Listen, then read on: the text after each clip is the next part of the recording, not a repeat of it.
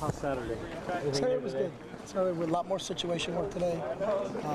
Real competitive day. We got a little bit more physical today, but they were good. You know, and it's a different schedule for us. Last year we were Monday, Wednesday, Friday, so we always had a day off between practice. This year, because of how the calendar fall, we go 4 days a week. So to come after a padded practice yesterday to another one today, I thought they did a good job. So. What kind of situational stuff? We did some coming out situations today, you know, trying to get a first down coming out from your own goal line.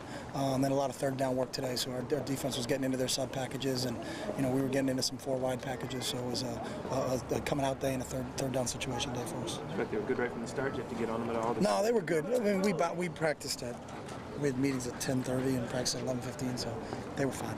They were fine. Just because it wasn't I don't know what it was, but I know they were good. They also know what we need to get. You know, you only get X amount of practices, so we're 4 in, you know, and we only get 15. So you got to make sure they all count. And how the schedule falls, we got to get 15 practices in 24 days basically, or 26 days. So they know they got to be shopping around here. They got tomorrow. They're off today.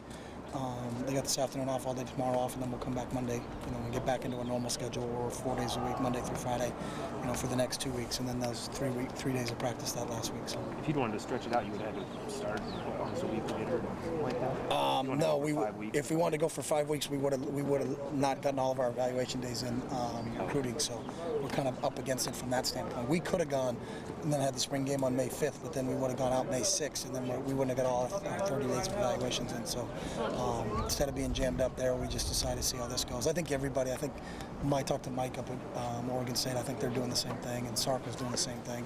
Everybody that fell on the quarter schedule, you can't start in March. Like most schools, when they have spring break, they take a week off and they come back. But because we have finals and then spring break, you'd have to take, I think, 2.5 weeks off. And there's too big a break to do it that way. So I think everybody kind of went to 4 days a week. So. Who stood out in your film work?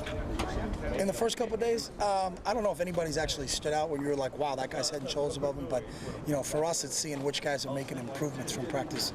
You know, 1 to 2, 2 to 3, and 3 to 4 right now. So I think we're getting a lot of good work at all positions, and it's a chance to see young kids, you know, like a Tony Washington, who's played for us last year.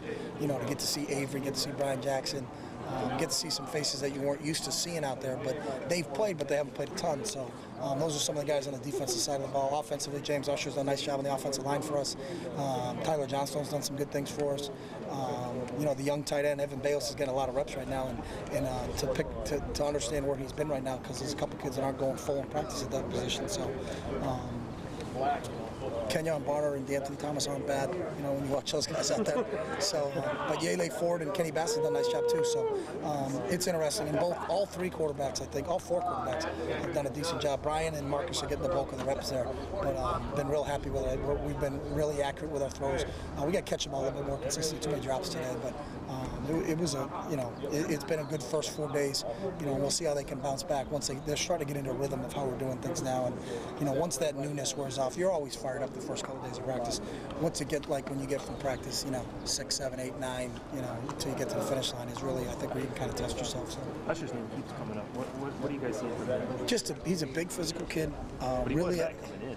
Yeah, but I think his body's catching up to him. He's starting to now, you know, as I was going to finish, he was a big physical kid, but he's starting to get some athleticism to go with that big physical part of it. So, you know, he was a big diamond in the rough. He's just worked so hard, I think, with Jimmy Radcliffe in the offseason.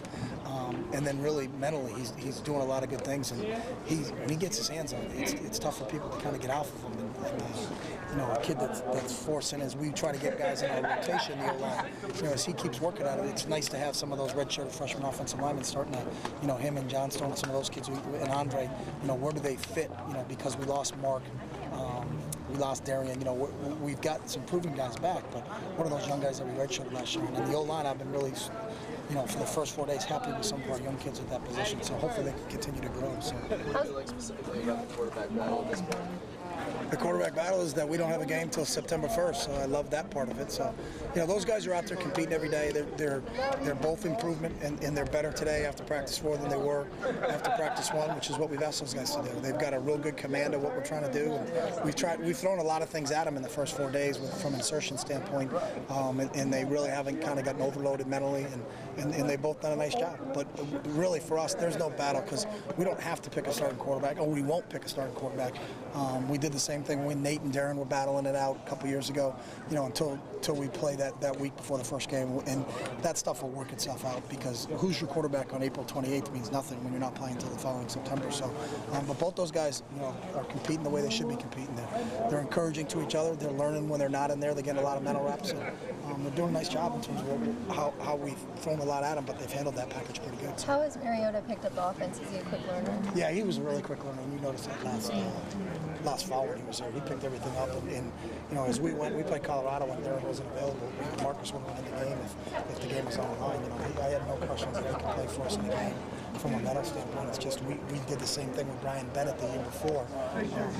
Brian was the backup when Nate went down, so we didn't play him in again because we wanted to run his red shirt here. So, T. Mitch, you go make sure you eat before you take off, right?